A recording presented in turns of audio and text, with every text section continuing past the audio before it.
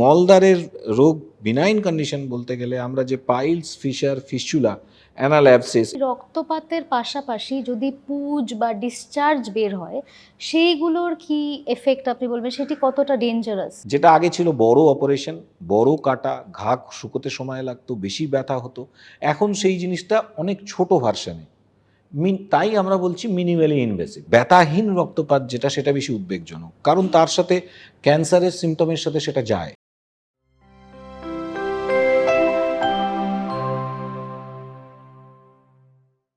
নমস্কার, your doctor answers পডকাস্টে আপনাদের সকলকে স্বাগত। আমি মৌমিতা। চিকিৎসা ব্যবস্থার নানা হাল হকিকত ও সুস্বাস্থ্যের কিছু প্রয়োজনীয় টিপস নিয়ে আমরা আয়োজন করেছি এই পডকাস্ট আপনাদের জন্য। এশিয়ান হেলথ একাডেমির পক্ষ থেকে প্রতিটি পর্বে আমাদের সঙ্গে থাকবেন একজন বিশিষ্ট চিকিৎসক। আজ আমাদের সঙ্গে আছেন বিশিষ্ট প্রক্টোলজিস্ট ডক্টর আনওয়ার আলী মল্লিক। নমস্কার। নমস্কার। আজকে আমাদের আলোচনার বিষয় হচ্ছে পাইলসের সমস্যা। বলতে সমস্যা নেই, এটা আমাদের ঘরে ঘরের সমস্যা এবং অনেক প্রশ্ন থাকে আমাদের মনে। এই যেমন ধরুন, পায়খানার সাথে লাল রক্ত বেরোলে বিষয়টাকে কেন হালকাভাবে নেওয়া উচিত নয়, মলদ্বারে সংক্রমণ হলে, ঘা বা ফোড়া বা পুজ বেরোলে কী সমস্যা দেখা দিতে পারে, এবং পেনলেস প্রসিডিওর পাইলসের ক্ষেত্রে, অপারেশনের ক্ষেত্রে কতটা সত্যি, এইগুলো আমরা আজকে জেনে নেব ডাক্তারবাবুর থেকে।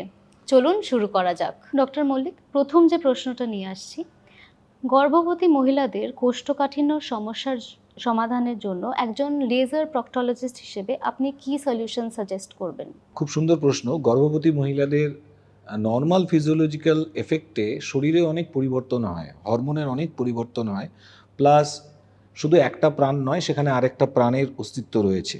সেই অবস্থাতে নর্মালি রেকটাল প্রেশার বা কোলনের যে নর্মাল প্যাসেজ অফ স্টুল যেভাবে হয়, সেটা অনেকটাই ক্ষতিগ্রস্ত হয়, কারণ অ্যাবডোমিনাল ক্যাভিটিতে অলরেডি আরেকটা প্রাণ রয়েছে, আরও কিছুটা জায়গা সংকুচিত হচ্ছে। ফলে মলদ্বারের যে নর্মাল গতি প্রতিনিধি বা পেরিস্টলসিস, যেটা আমরা ইংরেজিতে বলছি, সেই জিনিসটা ব্যাহত হয়। ফলে স্বভাবতই এখানে একটা স্লো ট্রানজিট কনস্টিপেশন, মানে কোষ্ঠকাঠিন্যের প্রবণতা দেখা যায়, এবং অনেক ক্ষেত্রেই পাইলস এর সাথে সংযুক্ত থাকে, মানে কিছুটা রক্তপাত। সেটা যদিও এই প্রেগন্যান্সি অবস্থা বা গর্ভ অবস্থা যখন শেষ হয়ে যায়, তখন নিজে নিজেই অধিকাংশ ক্ষেত্রে সেরে যায়। আচ্ছা, পরের প্রশ্নে যাই। জীবনযাপনে এমন কোন তিনটি সামান্য কিন্তু গুরুত্বপূর্ণ পরিবর্তন আছে যেগুলো অনুসরণ করলে ওষুধ ছাড়াই কোষ্ঠকাঠিন্য থেকে একটা রিলিফ পাওয়া যায়? এটাও খুব সুন্দর প্রশ্ন। কোষ্ঠকাঠিন্য এমন একটা কমন জিনিস যেটা প্রত্যেকের জীবনে আসতে পারে। স্পেশাল কেস প্রথমেই বলা হলো একটা গর্ভ অবস্থা বা প্রেগন্যান্সি। এছাড়াও প্রত্যেকটা মানুষের একটা এজের পরে কনস্টিপেশন আসে। তার মূল কারণ হচ্ছে এই পেরিস্টলসিসটা, যত বয়স যায় তত পেরিস্টলসিসটা কমে যায়। ফলে যে মানুষটার প্রথম দিকে বাওয়েল হ্যাবিট বা স্টুল হতো সারাদিনে একবার, সেটা যত বয়স বাড়বে, maybe after 50 years of age or 40 years in some cases, এই পায়খানা নর্মাল হয়ে যাওয়ার প্রবণতাটা কমে যায়। ফলে কোষ্ঠকাঠিন্য দেখা দেয়, এটাকেই বলছে অনেকে। তো এই জিনিসটাকে নর্মালি, যাতে কোনো রোগ বা অন্য কোনো সিমটমস না হয়, সেটাকে প্রতিহত করার জন্য মূল তিনটি মন্ত্র। একটি হচ্ছে বেশি পরিমাণে জল খাওয়া, যেটা আমরা সবাই ভুলে যাই। যদিও আমাদের দেশ গরম প্রধান, সেখানে জল বেশিই খায় সবাই, কিন্তু তাহলেও অনেক সময় জল কম হয়, কারণ ডিফারেন্ট লাইফস্টাইল, অত্যধিক মানসিক চাপ বা স্ট্রেস। সেজন্য জল বেশি পরিমাণে খেতে হবে, এবং সেটা নিয়ম করেই খাওয়া উচিত। এবং ফাইবারযুক্ত খাবার। ফাইবারযুক্ত খাবার মানে এই নয় যে শুধু শাকসবজি খেতে হবে। ফাইবার অনেক কিছুতে আছে। মনে করুন খেজুর, খেজুরে প্রচুর পরিমাণে ফাইবার রয়েছে। যেমন টমেটোজ, তাতেও কিন্তু প্রচুর পরিমাণ ফাইবার রয়েছে। আপনাকে একটুখানি জেনে নিতে হবে কোন খাবারগুলোতে বেশি ফাইবার আছে, সেই খাবার খাওয়া। আর ৩ নাম্বার জিনিস হচ্ছে কম অ্যানিম্যাল প্রোটিন খাওয়া। কম অ্যানিম্যাল প্রোটিন মানে প্রোটিন ছাড়া তো শরীর চলবে না, সেটাও যেমন সত্যি। তা হলেও প্রোটিন, অ্যানিম্যাল প্রোটিন, প্রচুর পরিমাণে চর্বিযুক্ত খাবার খেলাম, রেড মিট খেলাম, এই জিনিসগুলোকে যতটা অ্যাভয়েড করা যায়। ৩ নম্বর পয়েন্ট হচ্ছে শারীরিক কার্যক্ষমতা বাড়ানো বা ফিজিক্যাল এক্সারসাইজ। কারণ এখনকার দিনের এই স্ট্রেসফুল লাইফে অধিকাংশ চেয়ারে বসে কাজ বা গাড়িতে বসে কাজ বা এসি রুমে কাজ। তার বাইরেও সকাল বিকেল আপনি হাঁটুন, সকাল বিকেল কিছুটা ফ্রি হ্যান্ড এক্সারসাইজ করুন, যেটা কিন্তু আপনার বডিতে যে হরমোনসগুলো আছে, সেই হরমোনসগুলোকে এমন লেভেলে নিয়ে যাবে, ডোপামিনটাকে এমন লেভেলে নিয়ে যাবে, স্ট্রেসটাও প্রতিহত হবে, কনস্টিপেশন অটোমেটিক্যালি কমে যাবে। তাহলে 3টি জিনিস বললাম, একটি হচ্ছে পর্যাপ্ত পরিমাণে জল খাওয়া, 2 নম্বর হচ্ছে ফাইবার বেশি খাওয়া, অ্যানিম্যাল প্রোটিন বা অ্যানিম্যাল ফ্যাট যতটা কমিয়ে দেওয়া যায়, এবং এক্সারসাইজ। আজকাল স্ট্রেস কথাটার সাথে কর্টিজল কথাটার খুব চল শোনা যাচ্ছে, তো আপনি কি বলছেন এই দুটো ম্যানেজ করতে হবে। সেটা করার উপায়ই হচ্ছে physical exercise, free hand exercise করা, নিজের যেটা ভালো লাগে সেই প্যাশনগুলোকে একটুখানি হলেও সারাদিনে 24 ঘন্টায় সময় দেওয়া, যাতে আপনার মানসিকভাবে আপনি অনেক স্থিতিশীল হবেন। তাহলে ডায়েট, এক্সারসাইজ আর নিজেকে সময় দেওয়া অবশ্যই আর জল খাওয়া। অবশ্যই। একটা প্রশ্ন, যে মলদ্বারে রক্ত দেখা যাওয়া মানেই কি ক্যান্সার? তো এটা কি পাইলসের লক্ষণও হতে পারে? দেখুন, মলদ্বারে প্রথমে যাদের রক্ত আসে সেই বিষয়টা নিয়ে সবাই ভয় পায়। এটা ঠিক যে ক্যান্সারের প্রবণতা এখন অনেক বেড়ে গেছে, কিন্তু ক্যান্সার আমরা তখনই ভাবি যাদের ক্ষেত্রে বয়স বেশি, অন্যান্য সিমটমস থাকে। কিন্তু কম বয়স তাদের ক্ষেত্রে আমরা সাধারণত ক্যান্সার ভাবি না, বিনায়ন বা সাধারণ কারণগুলো বেশি আগে ভাবি। এটা মূলত যে কারণে হয়, মলদ্বারে রক্ত আসা পাইলস, ফিশার, বিনাইন কন্ডিশন বা ইভেন ক্রিমি ওয়ার্ম ইনফেস্টেশনের জন্যও হতে পারে। একদম 4 নাম্বার বা 5 নাম্বার কারণ হিসেবে আমরা মনে করি ক্যান্সার হলেও হতে পারে। আসল জিনিসটা হলো, মলদ্বারে রক্ত যখনই আসলো আপনি বিশেষজ্ঞর কাছে যান, মতামত নিন, কেন হচ্ছে সেই কারণটা বের করা প্রয়োজন। কারণ না বের করলে তো আপনার মনের দুবিধাও কাটবে না, সন্দেহটা থেকেই যাবে, মনের উপরে যত স্ট্রেস বাড়বে বিষয়টা কিন্তু বাড়তে থাকবে, কমবে না। ঠিক। এবং এই মলদ্বারে রক্ত নিয়ে কথা হচ্ছে যেহেতু, এই যে রক্তের রংটা সেটা উজ্জ্বল লাল কিংবা একটু কালচে, এইটা কি ইন্ডিকেট করে? আচ্ছা, এটার একটা ইন্ডিকেশন যে উজ্জ্বল লাল যেটা, সেটা হচ্ছে পায়খানার দ্বার। দেখুন, ফুড পাইপ বেসিক্যালি পায়খানার দ্বার, যেটা মুখ থেকে শুরু করে একদম পায়ুদ্বার পর্যন্ত হচ্ছে, পুরোটাই একটা লাইন যেখানে খাবার মুখে দিয়ে যাচ্ছে, ডাইজেশন হচ্ছে, ডিফারেন্ট পার্টে ডিফারেন্ট কাজ হচ্ছে, শেষে যে অংশটা লাগে না সেই অংশটা আমরা স্টুলের মাধ্যমে বের করে দিই। তো একদম নিচের দিকে মানে রেকটামের কাছাকাছি অঞ্চলে যদি কখনো রক্তপাত হয়, যে কোনো কারণেই হোক, সেইগুলো সাধারণত তাজা বা ফ্রেশ লাল হয়। আর তার উপরের অংশে যে রক্তটা হয় সেটা বেশ কিছুটা সময় পাচ্ছে পায়খানার কোলনের ভেতরে থাকে, তারপরে বাইরে আসে, সেই রংটা একটু কালচে বা ব্রাউনিশ টাইপ বা চকোলেট কালারের হয়ে যায়। তো এর তাৎপর্য এটাই যে যত ফ্রেশ বা তাজা তত নিচের দিকে কোনো রোগ আছে, যত কালো বা কালচে তত উপরের দিকে রোগ আছে। ইভেন স্টমাক বা পাকস্থলীতেও যদি কোনো কিছু থাকে তাহলেও কিন্তু কালচে পায়খানা হতে পারে। তো আপনি বলছেন ইন্টেন্সিটি বা ডিজিজের ইন্টেন্সিটির কোনো ডিফারেন্স? ডিজিজের ইন্টেন্সিটির সাথে এর কোনো সম্পর্ক নেই। এর সাথে সম্পর্ক একটাই, যে পায়খানার দ্বার মানে যেখান দিয়ে বেরিয়ে যাচ্ছে রক্তটা, তার কতটা দূরে রক্তপাত হয়েছে এবং কতক্ষণ সেই রক্তটা খাদ্যনালীতে ছিল বাইরে বেরিয়ে যাওয়ার আগে। যত বেশি সময় থাকবে তত বেশি কালচে হবে, যত তাড়াতাড়ি বেরোবে ফ্রেশলি তখনই নিচের দিকে রোগ বেশি। তাহলে মনে রাখবেন, রক্তের কালার দেখে নিজে কখনোই ডায়াগনোসিস করবেন না, বিশেষজ্ঞের কাছে যাবেন। আচ্ছা, পরের প্রশ্নে যাই। ব্যথাহীন রক্তপাত আর তীব্র ব্যথাসহ রক্তপাত, এই দুই অবস্থার মধ্যে কোনটি বেশি উদ্বেগজনক?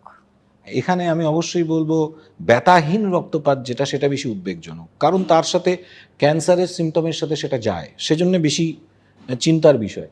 কিন্তু ব্যথাযুক্ত যে রক্তপাত মানে পেইনফুল রক্তপাত, সেটা মানুষটাকে বা রুগীকে বেশি কষ্ট দিচ্ছে।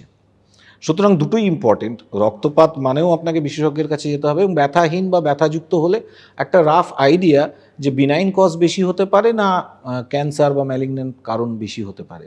তো সাধারণত আমরা বলি যে ব্যথা যেখানে রয়েছে বা পেইনফুল ব্লিডিং, সেখানে আমরা ফিশারের সম্ভাবনা বেশি মনে করি, অথবা কোনো ফরেন বডি ইনজেকশন। অনেক সময় কি হয়, এটা খুব রেয়ার, অনেক সময় খাবারের সাথে কোনো ফিশ বোন বা ছোট মাংসের হাড়ের টুকরো সেটা হজম হবে না, সেটা পায়খানাটা দিয়ে বেরোচ্ছে, তখনও কিন্তু পেইন হতে পারে। সো এগুলো ছোট ছোট কারণ, কিন্তু এগুলো পসিবিলিটি। সুতরাং গ্রসলি ক্লাসিফাই যদি করি আমরা, ব্যথাযুক্ত রক্তপাত মানেই সেটা ফিশারের দিকে বেশি সম্ভাবনা, ব্যথাহীন মানে ক্যান্সার অথবা পাইলস। তো আমি প্রথমে বিনাইন কজ বা যেগুলো ক্যান্সার বাদ দিয়ে কারণ, সেই কারণগুলোই প্রাথমিকভাবে ভাববো। ক্যান্সারকে আমরা সবসময় পরের দিকে নিই, ডায়াগনোসিসের মধ্যে তো আমাদের প্রথমে কিছু থাকে, তারপরে থাকে, একটা একটা করে ডায়াগনোসিসের দিকে এগোতে হয়। তো ক্যান্সার হচ্ছে লাস্ট ডায়াগনোসিস। তাই উদ্বেগের কারণ নেই, কিন্তু বিশেষজ্ঞের কাছে যাওয়ার কারণ আছে। তো রক্তপাত নিয়ে তো আমরা কথা বললাম, এই রক্তপাতের পাশাপাশি যদি পুজ বা ডিসচার্জ বের হয়, সেইগুলোর কি এফেক্ট আপনি বলবেন, সেটি কতটা ডেঞ্জারাস? এটা একটু ডেঞ্জারাস এই কারণে, এতক্ষণ ধরে যেটা হচ্ছিল শুধু রক্ত আসছিল, তাহলে আমরা একটা ডায়াগনোসিস স্থির থাকছিলাম, কিন্তু রক্তের সাথে পুঁজ আসা মানে পায়খানার দ্বারা এতক্ষণ আমরা জানছিলাম যে রক্ত বেরোনো, রক্তের সাথে পুঁজ আসা মানে আরও একটা বেশি জিনিস আসলো। সুতরাং ডায়াগনোসিসগুলো একটু পাল্টে যাচ্ছে। কীরকম? রক্তের সাথে পুঁজ আসা মানেই হচ্ছে শরীরের কোথাও না কোথাও একটা ইনফেকশন রয়েছে। এখানে পায়খানার দ্বারা ইনফেকশন, পায়খানার দ্বারা ইনফেকশন মূলত 3 ধরনের হয়। একটা অ্যানাল অ্যাবসেস বা পেরিনিয়ামের চারপাশে যে গ্ল্যান্ডগুলো আছে সেখানে অ্যাবসেস। 2 নম্বর হতে পারে ফিস্চুলা, অথবা হতে পারে অত্যধিক অপরিষ্কার থাকার কারণে লোকাল গ্ল্যান্ডে ইনফেকশন হওয়ার জন্য কিন্তু ডিসচার্জ আসতে পারে। আমাদের দেশ যেহেতু আবার সেই একই কথা, গরম প্রধান, তো অনেকক্ষণ ধরে যদি একই আন্ডারগার্মেন্টস পরে থাকা হয়, একই পরিবেশে রয়েছে গরমে, তাহলে তো ঘামও হবে। সেই ঘামটা যতক্ষণ ওই ক্লেফটের মধ্যে থেকে যাবে, যত বেশি সময় যাবে তার কালার পাল্টে যাবে, সেটাকেও মনে হবে ডিসচার্জ। তো এই জিনিসগুলো মানে আলোচনার খাতিরে বললাম, কিন্তু unless you see a doctor বা কাউকে দিয়ে দেখাচ্ছেন, ততক্ষণ এই বিষয়ে সঠিকভাবে কিছু ডায়াগনোসিস করা সম্ভব নয়। কিন্তু পুঁজ আসা মানে আপনাকে অনেক বেশি সতর্ক হতে হবে, অনেক বেশি তৎপর হতে হবে চিকিৎসা করানোর বিষয়ে। তো এই পার্সোনাল হাইজিনের কথা আপনি বললেন, তো ঠিক কিভাবে আপনি সাজেস্ট করবেন যে নিজেকে যতটা আর কি সতর্ক রাখা যায় সেটা তো best? Personal hygiene, natal clef বা অ্যানাল হাইজিন, এটা মেনটেন করার মূল জিনিস হচ্ছে, এই জিনিসটা তো একটা মাংসের ভাঁজের মধ্যে রয়েছে। তো মেইন থিং ইজ যে গরম যেখানে যত বেশি আছে, বারবার আপনি আন্ডারগার্মেন্টস চেঞ্জ করুন। Maybe in a day 8 hours পরে মনে হচ্ছে একটু ভিজে গেছে, বুঝতেই পারছেন ঘামে কীরকম ভিজে গেছে, ইউ শুড চেঞ্জ। একবার ওয়াশ করে নিন, একবার স্নান করুন, আর বাকি যেরকম পার্সোনাল হাইজিন আমরা ছোটোবেলা থেকে মেনটেন করি সেই মেনটেন করার, আর কোনো কিছু নেই। থ্যাংক ইউ, এটা খুবই একটা গুরুত্বপূর্ণ পয়েন্ট। কিন্তু পার্সোনাল হাইজিন নিয়ে যেটাই বলার বিষয়, সেটা হলে এখনকার এই ফাস্ট লাইফে অনেক সময় দিনের পর ঘন্টার পর ঘন্টা মিটিং চলছে, এই অফিস থেকে আরেক অফিসে দৌড়চ্ছে, এই ঘর থেকে আরেক অফিস দৌড়চ্ছে, এই 24 ঘন্টা দৌড়তে দৌড়তে না নিজের হাইজিন খারাপ হয়ে যায়। অনেক সময় ইভেন ঠোঁটগুলো ড্রাই হয়ে যায়, মুখটাও শুকনো হয়ে যায়, ফ্যাকাশে হয়ে যায়। কী হবে? আপনি মাঝে মাঝে নিয়ম করে 8 ঘন্টা পরে 1 ঢোক জল খান, বা 5 থেকে 6 ঘন্টা হয়ে গেছে, আপনি একটু ওয়াক করুন, হেঁটে আসুন। আপনার মনে হচ্ছে না, একটু ভালো লাগছে না, একটু টয়লেট যান, চেঞ্জ করে নিন। মেবি ইন 8 আওয়ার্স আর 12 আওয়ার্স আপনাকে হয়তো একবার চেঞ্জ করতে হতে পারে। কারণ ওই ঘামটা থেকে না আন্ডারগার্মেন্টসগুলো ভিজিয়ে দিয়ে একটা অদ্ভুত একটা বাজে পরিস্থিতি তৈরি করে। That's all. পার্সোনাল হাইজিন আলাদা কিছু নয়। ওই মাঝে মাঝে একটুখানি নিজের প্রতি খেয়াল রাখা। আর নিজের খেয়াল রাখাটা আর বিলাসিতা না, এটা দরকার। অবশ্যই দরকার। Should all take care. অবশ্যই, অবশ্যই দরকার। তো এই কথাগুলো থেকে আরেকটাও মনে পড়ছে যে ধরুন কারোর রক্ত দেখা দিচ্ছে অনেক দিন ধরে তার পায়খানায়, কিন্তু সেটা নিজের থেকেই ধরুন বন্ধ হয়ে গেল। এই ব্যাপারটায় তখন অনেকে ভাবেন যে ঠিক আছে আমি সেরে গেছি। এটা কি সত্যিই তাই হচ্ছে, নাকি এটা আরো গুরুতর কোনো সমস্যার একটা আভাস দিচ্ছে? না, এরকম হয় না। রক্ত যদি একবার বেরোয়, সে কিছুদিনের জন্য বন্ধ থাকবে, তারপরে আবার পরে আসবে। তো ইনিশিয়াল যখন বেরিয়েছে তখন যদি আপনি সচেতন না হন, কিছুদিন পরে হয়তো বন্ধ হয়ে গেল, তারপরে আবার আসলো, তখন কিন্তু স্টেজটা একটু বেড়ে গেল। মানে অনেকটা কীরকম, ধরুন আপনার বাড়িতে আপনি টের পেয়েছেন যে আপনার কিছু একটা নষ্ট হচ্ছে, ক্ষতি হচ্ছে, ভেঙে গেছে, আপনি দেখেছেন, দেখে আপনি যে কোনো কারণে ইগনোর করলেন। নেক্সট টাইমে যখন দেখতে যাবেন দেখবেন যে অনেকটা ড্যামেজ হয়ে গেছে। শরীরেও তাই। এই রক্ত পড়া বন্ধ হয়ে গেল মানে যে সেরে গেলেন, একদমই নয়। বরং রক্ত পড়া বন্ধ হয়ে যায়, আবার শুরু হয়, বিশেষ করে ক্যান্সারের ক্ষেত্রে। কারণ ক্যান্সারে অনেক সময় কি হয়, টিউমারটা বড় হয়, ফেটে গেল, ব্লাড বেরিয়ে গেল, আবার ছোট হয়ে গেছে, আর কোনো অসুবিধা নেই, ব্লাড বেরোনো বন্ধ হয়ে গেল। সো এই জিনিসটা স্পেসিফিক্যালি কারো যদি হয়, সেক্ষেত্রে আরও বেশি বলে যে আরও বেশি আপনি ডাক্তারের সাথে পরামর্শ করুন, দেখান, নিজেকে একটু সময় দিন। ভিজিলেন্স বা নিজে সতর্ক থাকুন। রাইট। আরেকটা কথা দর্শকদের মধ্যে খুব শোনা যায় যে আমার পরিবারে অনেকেরই পাইলস ছিল, নিজেই সেরে গেছে। এই সমস্ত মানসিকতার যে কি কি সাজেস্ট করবেন আপনি তাদের জন্য? না, এরকম হয় না। পাইলস নিজে সারে না। বরং ভুলটা হচ্ছে এরকম, মিথটা এরকম, পাইলসের হয়তো কোনো না কোনো কনজারভেটিভ ট্রিটমেন্ট বা সাধারণ ওষুধের মাধ্যমে বা লাইফস্টাইল মডিফিকেশন, এর মাধ্যমে ওর তীব্রতাটা কমেছে। কিন্তু পুরোপুরি কোনোদিনই সারতে পারে না। কারণ পাইলস জিনিসটাই হচ্ছে নর্মাল যে ফিজিওলজি তার সাথে অঙ্গাঙ্গিভাবে জড়িত। ফলে আমার পরিবারের অমুকের ছিল, কিছু করেনি, সেরে গেছে, তা হয় না। বরং উনি ইগনোর করেছেন। ল্যাটার অন যদি দেখা যায় 10 বছর আপনি কন্টিনিউয়াস দেখছেন, তাকে ফলো করছেন, স্টাডিজে বলেও দিয়েছে যে তার গ্রেড মানে প্রথম প্রেজেন্টেশনে যা ছিল গ্রেড 1, পরের প্রেজেন্টেশনটা গ্রেড 3 or 4-এ গিয়ে হবে। তখন তার চিকিৎসা ব্যয়ভার, তার কমপ্লিকেশন অনেক বেড়ে যাবে। আরেকটা মিথ আমি খুব শুনেছি যে শীতকালে আমার পাইলস হয়, এমনি সময় আমি ঠিক থাকি। এই সেটার কারণ ওই যে প্রথমেই আলোচনার শুরুতে প্রথমেই বললাম যে ট্রিক হচ্ছে ফার্স্ট জল খাওয়া। শীতকালে কি হয়, আমাদের স্বভাবতই জলের প্রতি চাহিদা কম থাকে, জল কমে যায়, ফলে কনস্টিপেশনের প্রবণতা বেড়ে যায়, পায়খানা শক্ত হয়, বাল্কি হয়, ফলে বেশি প্রেশার, ফলে এই সিমটমসগুলো বেড়ে যায়। তো মানে পাইলস কোনো সিজনাল অসুখ না, এটা একটা problem, Absolutely, absolute absolutely problem. আর আরেকটা কথা বলুন, যাদের পরিবারে কোলন ক্যান্সারের একটা ইতিহাস আছে, তাদের যদি পাইলসের চিকিৎসা করানোর থাকে, তাহলে কি মানে ভবিষ্যতে ক্যান্সারের একটা সম্ভাবনা থাকে তাদের আরো না না, বেশি? ক্যান্সারের সাথে কোলন ক্যান্সারের সাথে পাইলস এর যে প্যাথোফিজিওলজি দুটো সম্পূর্ণ আলাদা। Colon cancer is more related with genetics, piles is more related with lifestyle. সুতরাং দুটোর প্যাথোফিজিওলজির বেসিকই আলাদা, এর সাথে ওর কোনো সম্পর্কই নেই। বরং ওটাও থাকতে পারে, এটাও থাকতে পারে, এটা থাকতে পারে, ওটা নাও থাকতে পারে। বরং পাইলস আপনি বলছেন আরো লাইফস্টাইল দিয়ে একটা মানে আমরা নিজেরা একটা কিছু করতে পারি। করতে পারবো। কোলন ক্যান্সারের ক্ষেত্রে More সেই জিনিস মোর ম্যানেজেবল। আর একটা জিনিস কি, পাইলসের চিকিৎসা করালে আপনার একবার স্ক্রিনিং হয়ে যাচ্ছে, so you are getting the advantage যে আমার কোলন ক্যান্সার ওই মুহূর্তে নেই, কারণ আমি তো পুরো কোলনটা কোলোনোস্কোপি করার সময় দেখে নিচ্ছি। সুতরাং একটা স্ক্রিনিং যে পার্টটা, বিদেশে কি হয়, বিদেশে যেহেতু ওদের দেশে আরও বেশি স্টাডিজ হয় এবং হেলথটা অনেক বেশি অ্যাফোর্ডেবল। আমাদের দেশে তো মানুষ ব্যয় করে, ওদের দেশে এই জিনিসটা হয় ট্রাস্টের মাধ্যমে বা সরকার থেকে ব্যয়টা হচ্ছে। তাই ওদের দেশে কোলোনোস্কোপি আফটার এজ অফ 50 একটা নর্মাল প্রসিডিওর স্ক্রিনিং ম্যাটার্সে রয়েছে, কিন্তু আমার এখানে নেই। উল্টে আপনি যদি ভাবেন যে পাইলসের জন্য কেউ চিকিৎসা করাতে গেছে বা রক্তপাত নিয়ে গেছে, মলদ্বারে রক্তপাত, তার কিন্তু একটা স্ক্রিনিং হয়ে যাচ্ছে। So you are getting advantage যে কোলন ক্যান্সার আমার ওই মুহূর্তে ছিল না। আমাদের দর্শককে একটু কোলনের ব্যাপারে বলবেন যে কোলন ব্যাপারটা কি, কোলনে কি সমস্যা দেখা যেতে পারে একটু যদি। এটা বেসিক্যালি একটা ছবি দিলে খুব ভালো হতো। কোলন একটা, কোলনের বাংলা হচ্ছে বৃহদান্ত্র। Intestine, small intestine, colon. Colon একটা পার্ট, কোলন একটা বড় পার্ট। সেই কোলনের একদম শেষ অংশে রয়েছে রেকটাম, তারও নিচে রয়েছে anal canal.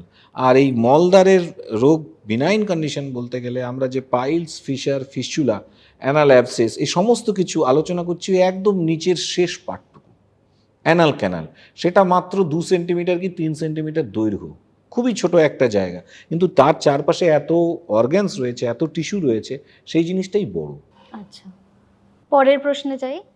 Minimal invasive proctology, এই গালভারি শব্দের অর্থটা যদি একটু বোঝান। বিশেষ কিছু অর্থ নেই। মিনিমাল ইনভাসিভ প্রক্টোলজি হচ্ছে আগেকার দিনের, মানে যারা একটু বয়স্ক তারা ভালো বুঝতে পারবেন, আগেকার দিনের পায়খানার রাস্তায় অপারেশন মানেই বিরাট বড় ঘা হবে, অনেকটা চিড়ে দেবে এবং পায়খানা ধরে রাখার প্রবণতা কমে যাবে, পায়খানা ভালো ধরতে পারবো না, যেখানে সেখানে পায়খানা হতে যাবে, এই যে ভয়টা ছিল। এখনকার সার্জিক্যাল টেকনিক বা আমাদের অ্যানাটমির নলেজ যেরকম হয়েছে, তাতে আমরা অত বড় কাটি না, খুব ছোট্ট কাটা থাকে, ঘা ছোট্ট হয়, সেই ঘাটা তাড়াতাড়ি শুকিয়ে যায় এবং পায়খানা ধরে রাখার যে প্রবণতা কমে যাওয়ার সম্ভাবনা, সেই কমে যাওয়ার সম্ভাবনাও খুব কম, নেই। 99% ক্ষেত্রে পায়খানা ধরে রাখার যাবতীয় যে বিষয়, সেই কিচ্ছু হয় না। ইনিশিয়ালি ফিউ ডেজ ফ্ল্যাটাস বা বায়ুটা ধরে রাখতে পারে না কিছু কিছু রোগের ক্ষেত্রে, কিন্তু বেশিরভাগেরই কোনো রকম কোনো সমস্যা হয় না।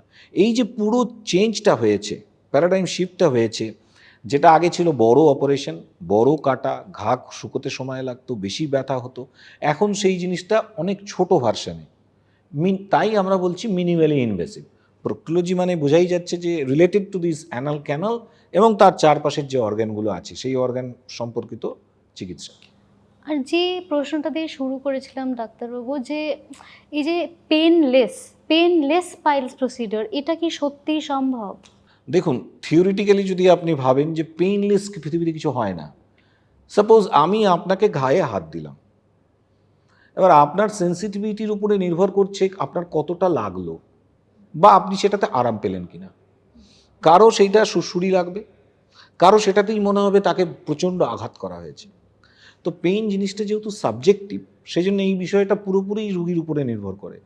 আমার কাছে পেইনলেস অর্থটার মানে হচ্ছে আগে পেইন হতো 100, এখন পেইন হয় 0 অথবা 2, 3 বা 10। সুতরাং আমি এটাকে পেইনলেস যুক্তির খাতিরে মেনে নিতে পারি। সো অ্যাবসলিউটলি পেইনলেস তার মানে নয়। যে পেইনটা হয় সেটা সহ্যের মধ্যে, এতটাই সহ্যের মধ্যে তাতে আপনি 24 ঘন্টার মধ্যে নর্মাল লাইফে ফিরে যেতে পারছেন। So it is painless. ধন্যবাদ ডাক্তারবাবু। আজ আপনাদের অনেকগুলো প্রশ্নের উত্তর পাওয়া গেল। যদি আমাদের এই এপিসোডটা ইয়োর ডক্টর আনসার্সের আপনার ভালো লেগে থাকে, ডেফিনেটলি লাইক, কমেন্ট এবং শেয়ার করবেন। আপনাদের যদি আরও কোনো প্রশ্ন থাকে লিখে পাঠাবেন, আমরা চেষ্টা করব ডক্টর মল্লিককে আবার এনে আপনাদের সেই উত্তরগুলো প্রোভাইড করার জন্য। ভালো থাকবেন, পাশে থাকবেন, আবার দেখা হবে। নমস্কার।